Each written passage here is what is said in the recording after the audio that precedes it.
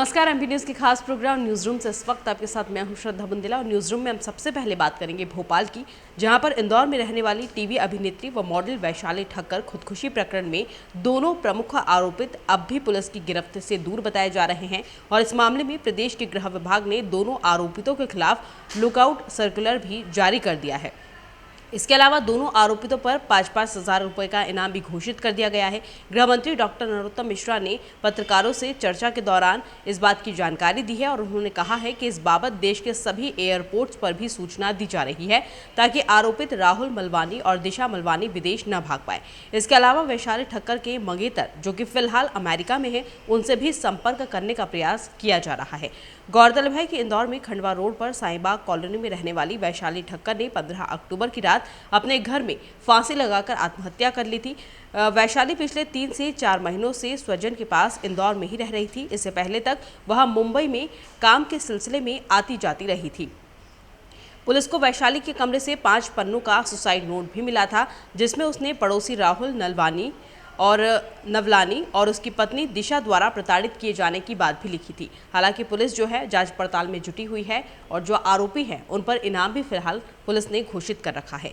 खबरों में आगे बढ़ते हैं और यहाँ पर बात करते हैं ग्वालियर की, जहाँ पर मिलावट के लिए बदनाम ग्वालियर चंबल अंचल में मिलावटखोरों का एक और कारनामा सामने आया है। त्योहारी सीजन के चलते अब की बार ग्वालियर से जो मावे की खेप भोपाल सप्लाई की गई थी उसमें कास्टिक सोडा और ऑयल फैट निकला है। हैरानी की बात यह है कि caustic soda chemical cleaning agent है, जिसका उपयोग वॉशिंग पाउडर और साबुन जैसे अखाद्य पदार्थों को बनाने में किया जाता है।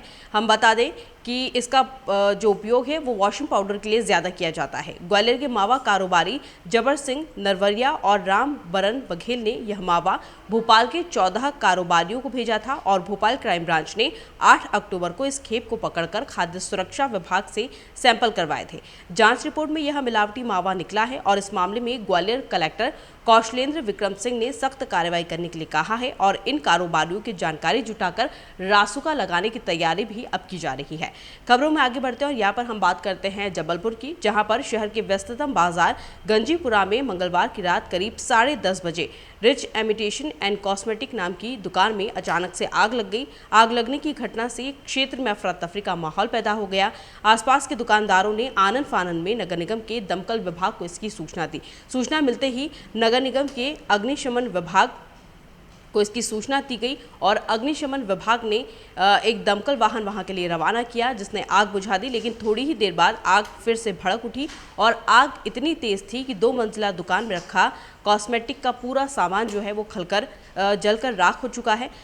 दुकान में दीपावली के मद्देनज़र फैंसी कपड़े और कॉस्मेटिक सामान रखा हुआ था, जिस वजह से बताया जा रहा है कि आग जो है वो और तेज़ी से फैलती गई, जिसके कारण आग तेज़ी से भड़की और देखते ही देखते सारा सामान जो है वो जलकर खाक हो चुका है। वहीं नगर निगम के दमकल को आग पर काबू पाने के लिए खासी मशक्कत यहाँ पर करना पड़ी। हम आपको बता दें कि दमकल की गाड़ी रवाना तो हो चुकी थी, लेकिन सक्रिय यहाँ पर गलियाँ हैं, इस वजह से दमकल की गाड़ी अंदर नहीं जा पा रही थी। बाद में 2 गाड़ियाँ श्रीनाथ की तलैया रास्ते से और 2 गाड़ियाँ गंजीपुरा मार्केट से होकर वहाँ पहुँची और आग पर काबू पाया जा सका। खबरों में आगे बढ़ते हैं और यहाँ पर बात करते हैं मांडू की।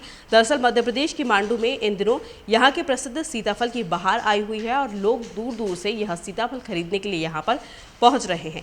आमतौर पर सीताफल का रंग जो है ऊपर से हरा और अंदर से सफ़ेद होता है, लेकिन यहाँ पर बाजार में एक टोकरी में ऊपर से जामुनी रंग और अंदर से सफ़ेद और गुलाबी रंग के सीताफल जो है वो लोग देखकर हैरान हो गए हैं। हम आपको बता दें कि मगन बाबर ने ये बताया है कि मेरे बगीचे में एक पेड़ पर कुछ सीताफल इस तरह के हैं। आमतौर पर सीताफल खराब होने पर काला होकर कड़क हो जाता है, सड़ जाता है वह, लेकिन यह सीताफल आम सीताफल के जैसा है। अंदर से खोलने पर स्वादिष्ट और मीठा ही निकल रहा है। मैंने भी अब तक इस तरह का सीताफल नहीं देखा है, लोगों ने भी नहीं देखा है और लोगों का कहना था कि उन्होंने पहली बार इस तरह के रंग का सीताफल देखा है। तो इस तरह का रंग का जो सीताफल है वो लोग देखने के लिए पहुंच रहे हैं और लेने के लिए भी काफ़ी दूर दूर से यहाँ पर पहुंच रहे हैं। खबरों में आगे बढ़ते हैं और यहाँ पर बात करते हैं मॉनसून की। सुबह हल्के बादल छाए रहे और हल्की धूप भी इंदौर में खिली। मौसम वैज्ञानिकों के मुताबिक बुधवार का मौसम शुष्क रहेगा और धूप निकलेगी, हल्के बादल दिन भर छाए रहेंगे।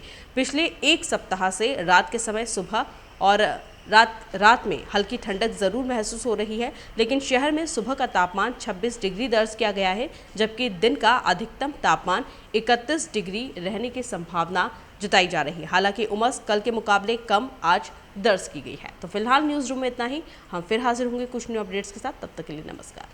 एमपी की नब्ज, एमपी का हाल, मध्य प्रदेश की हर खबर एमपी न्यूज टीवी के साथ। लगातार खबरों के लिए सब्सक्राइब करें हमारा YouTube channel MP news TV.